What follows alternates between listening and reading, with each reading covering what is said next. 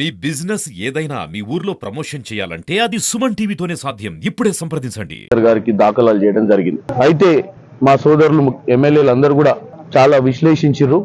వాస్తవంగా కాంగ్రెస్ పార్టీ గత 150 రోజుల పాలన మీద, కాంగ్రెస్ పార్టీకి ఉన్న చిత్తశుద్ధి మీద, భారతదేశంలో ఉన్న పరిస్థితులు, బీఆర్ఎస్ పార్టీ గతంలో 10 ఏళ్లు నీళ్లు నిధులు నియామకాల నినాదంతో తెచ్చుకున్నటువంటి తెలంగాణను ఎలా తుంగలోకి తొక్కిన విషయాన్ని తెలంగాణ ప్రజలు గమనించి వారి నుంచి విముక్తి కోసం కాంగ్రెస్ పార్టీకి ఓట్లేసి ఈరోజు ప్రభుత్వంలోకి తీసుకురావడం జరిగింది. ప్రభుత్వంలోకి వచ్చిన తర్వాత కూడా మా ముఖ్యమంత్రి వర్యులు రేవంత్ రెడ్డి గారు, మా మంత్రివర్యులు అందరూ కూడా రాత్రి పగలు కష్టపడుతూ ఇచ్చిన వాగ్దానాలు నెరవేర్చాలని రాష్ట్ర ఆర్థిక పరిస్థితి మీద కూడా ఒక శ్వేతపత్రం రిలీజ్ చేసి, ఇటువంటి ఆర్థిక పరిస్థితిలో కూడా అది అధిగమించి ఇచ్చిన వాగ్దానాలు నెరవేర్చే ప్రక్రియలో మొన్న రేవంత్ రెడ్డి గారు ఇక్కడ మన ర్యాలీ కార్యక్రమంలో కూడా లక్ష్మీనరసింహస్వామి సాక్షిగా చెప్పడం జరిగింది. 2 లక్షల రుణమాఫీ ఆగస్టు 15 కల్లా ఇస్తామని చెప్పి. అది చాలా హర్షించదగ్గ విషయం. ఎందుకంటే బీఆర్ఎస్ వాళ్ళు పదే ఏళ్లు పాలించి ఈ 100 రోజుల పాలన మీద వ్యతిరేకంగా మాట్లాడుతూ ప్రజలను మళ్ళీ తప్పుదో పట్టించే ప్రయత్నం చేస్తారు. కాబట్టి ముఖ్యమంత్రి గారు సీరియస్ గా మూసీ ప్రక్షాళన గురించి ఇప్పుడే వీరేష్ అన్న చెప్పినటువంటి పెండింగ్ ప్రాజెక్టుల మీద ఆయనకు ఒక క్లారిటీ తోటి ఇక్కడ మన భువనగిరి పార్లమెంట్ నియోజక ప్రజలకు వాగ్దానం చేసుకోవడం జరిగింది. దాంతోపాటు ఈరోజు నేను ఒకటే చెప్తున్నా, భారతీయ జనతా పార్టీ ప్రధానమంత్రి నరేంద్ర మోడీ గారు అబ్కీ బార్ 400 అంటుండు. మనం అప్రమత్తంగా ఉండాలి. అబ్కీ బార్ 400 అనడానికి కారణం ఏంటంటే పార్లమెంట్లో 2/3 మెజార్టీ పైన వచ్చిన తర్వాత రాజ్యాంగాన్ని, కాన్స్టిట్యూషన్ ని మార్చే ప్రయత్నం చేస్తుండనేది మనం గమనించాలి. ఎందుకంటే గతంలో ఆయనకు ఉన్నటువంటి మంత్రులు ఎన్నోసార్లు ఈ విషయాన్ని చెప్పకనే చెప్పిర్రు. ఈ రోజు మనం అందరం దాని గురించి మాట్లాడుతున్నామని మళ్ళీ నరేంద్ర మోడీ గారు క్లారిటీ ఇవ్వడానికి ప్రయత్నం చేస్తుండే. కానీ వాస్తవంగా డాక్టర్ బాబాసాహెబ్ అంబేద్కర్ రాసిన రాజ్యాంగం మన భారతదేశంలో కుల మతాలకు అతీతంగా అన్న తమ్ముళ్ళ కలిసి బతికేటువంటి ఈ భారతదేశ ప్రజాస్వామ్యాన్ని కూనీ చేసే ప్రయత్నం చేస్తూ అట్టడుగు వర్గాలు, బడుగు బలహీన వర్గాలకు అన్యాయం చేసే పరిస్థితి కనబడుతుంది. ఈ రోజు ఓట్లు వచ్చినాయని చెప్పి రకరకాల కార్యక్రమాలు, రకరకాల ముచ్చట్లు చెప్తుండు. 10 ఏళ్ల పాలన బీసీ జనగణన చేయకుండా బీసీల మీద చిత్తశుద్ధి లేదు. ఓన్లీ కాంగ్రెస్ పార్టీ ఈరోజు బీసీల గురించి మాట్లాడింది మొన్న పార్లమెంట్ లో రాహుల్ గాంధీ గారు. ఇందాక శామ్యుల్ అన్న చెప్పినట్టు పేదోడి గురించి ఆలోచించేది కేవలం కాంగ్రెస్ పార్టీయే.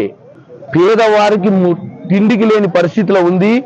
దేశ విదేశాలలో చాలా మందికి సోషల్ సెక్యూరిటీ ఉంటుంది, ఇక్కడ మన భారతదేశంలో లేదని చెప్పి 100 రోజుల పనికి ఆహార పథకాన్ని తెచ్చింది కాంగ్రెస్ పార్టీ 2004వ సంవత్సరంలో డాక్టర్ మన్మోహన్ సింగ్, రాజశేఖర్ రెడ్డి గారి హయాంలో. ఈ రోజు దాన్ని కూడా నిర్వీర్యం చేశారు.